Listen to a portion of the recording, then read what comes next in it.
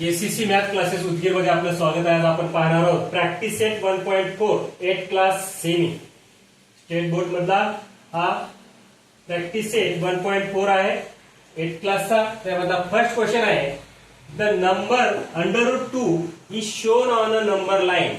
Steps are given to show √3 on the number line.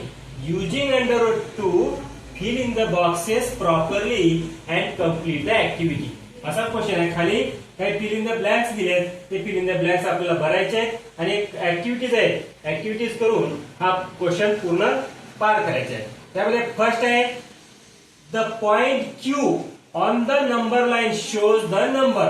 आता इथे छोटीशी आकृती काढलेली आहे, त्या आकृतीमध्ये बघा पॉइंट Q काय नंबर शो करतो। पॉइंट Q हा अंडर मध्ये 2 √2 हे करतो, म्हणून तिथं काय करायचे आपल्याला अंडर मध्ये 2 घ्यायचे आहे।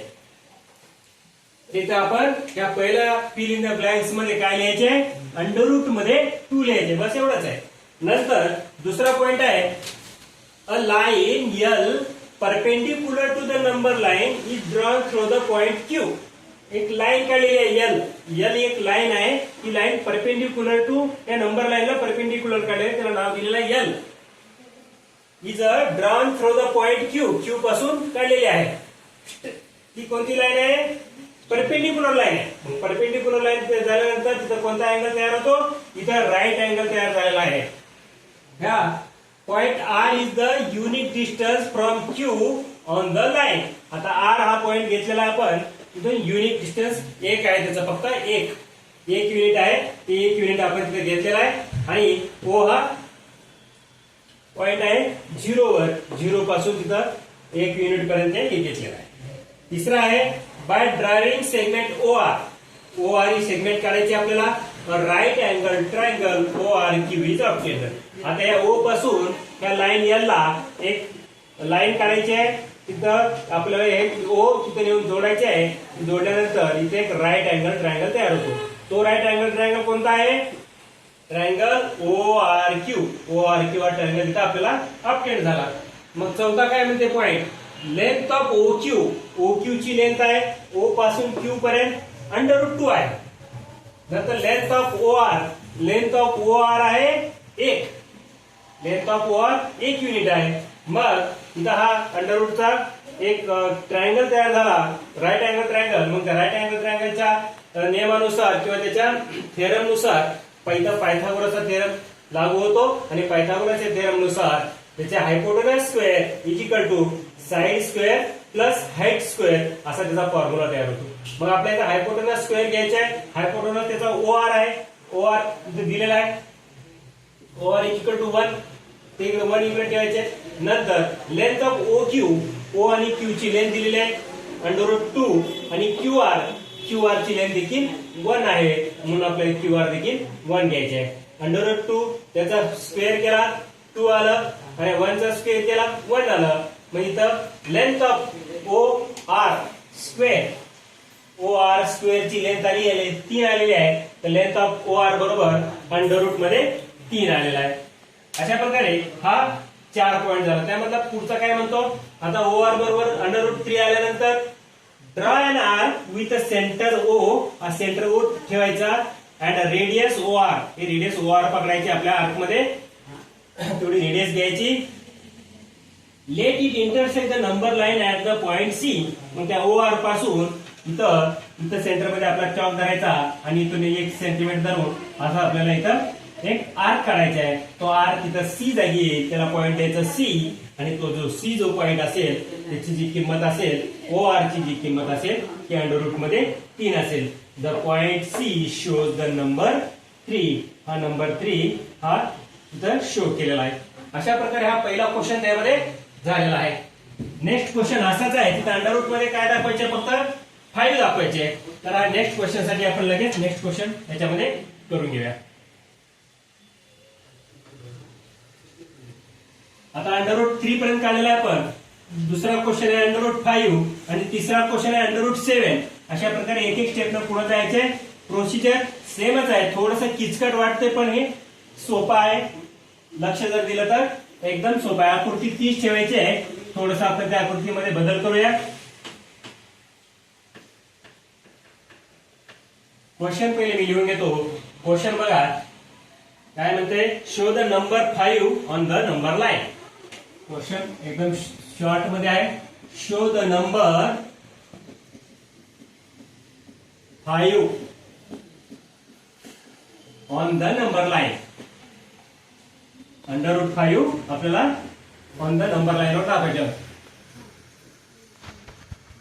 नंबर लाईन मध्ये आपल्याला ती दाखवायची. त्यासाठी ड्रा नंबर लाईन एल, एक एल आपल्याला नंबर लाईन काढून घ्यायची. तिथं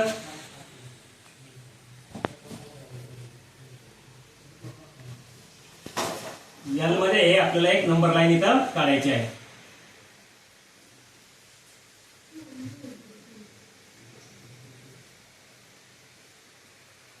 व्यवस्थित स्केलचा वापर करून आपण जरी नंबर लाईन काढून घेतली तर व्यवस्थित येते.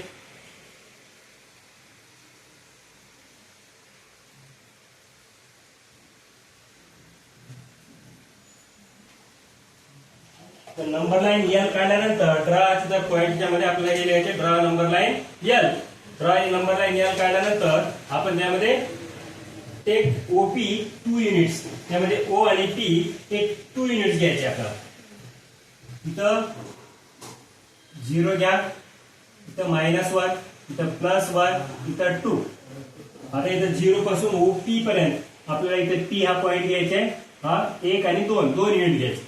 जेव्हा आपल्याला 5 काढायचं तेव्हा आपल्याला 2 युनिट घ्यायचे. Draw line M, line through the point P. त्या पॉइंट पी पासून आपल्याला लाईन एल काढायची आहे. त्या पॉइंट एल पासून आपल्याला पॉइंट पी पासून वर एक लाईन काढायची. अशी स्ट्रेट लाईन असेल ती perpendicular to the line L. हा एल आहे, इथं परपेंडिक्युलर आपला हा एम इथं काढायचा. एम काढल्यानंतर आपल्याला काय करायचं, जसं पहिले आपण त्याला एक करून घेतलं तसं 1 युनिटनं आपल्याला इथं 1 युनिट घेऊन हे पॉइंट हा देखील इथं दुसरा पॉइंट काढून घ्यायचे. आता हा पॉइंट झाला ओ आणि पी, हे 2 पॉइंट झाल्यानंतर आता वर इथं पॉइंट आहे क्यू. तसंच पायथागोरसच्या थेरमनुसार पी क्यू, पी आणि क्यू हे देखील 1 युनिट आहे आणि हे देखील 1 युनिट आहे. मग Q such that P Q is equal to 1 unit येते इथं. मग by Pythagoras theorem angle is formed triangle O P Q. Triangle O P Q by Pythagoras theorem. Pythagoras theorem त्याच पद्धतीने जसं आपण फर्स्ट केलेला आहे त्याच पद्धतीने हा दुसरा सेम आहे. Length of OQ is equal to length of OQ is equal to height square OP plus OQ.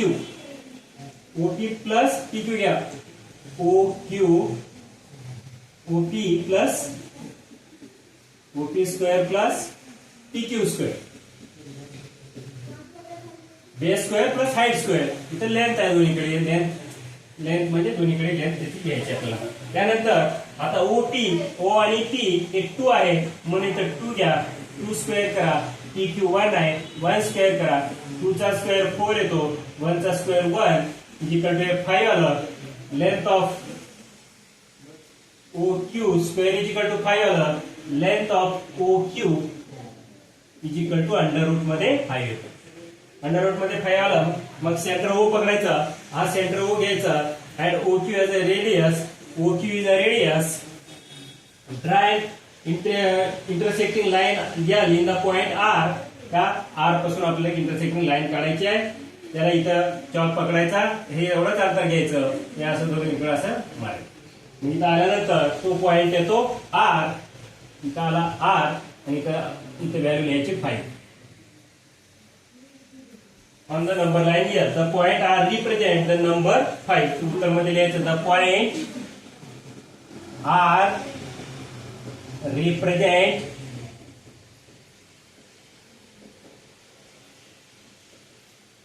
represent the number under root मध्ये 5. अशा प्रकारे हा क्वेश्चन 2 पण झालेला आहे. क्वेश्चन 3 मध्ये काय करायचे, तिथं 3 घ्यायचे 3 घेऊन असाच सेम पॉईंट करायचे. 1 इथं पहिले आपण इथला जो अंतर आहे 0 ते 1 1 घेतलं होतो. आता या दुसऱ्या क्वेश्चन मध्ये 2 घेतलं. तिसऱ्या क्वेश्चन मध्ये आपल्याला ते 3 घ्यायचे आहे. 3 अंतर घेऊन आपल्याला त्यामध्ये तसंच पुढे सेम कंटिन्यू करायचे आहे आणि √2 √5 आणि √7 असं 3 काढायचे आहे. त्या तिसऱ्या क्वेश्चन साठी त्यामधल्या आपल्या ह्या चॅनलला सबस्क्राईब करा. धन्यवाद.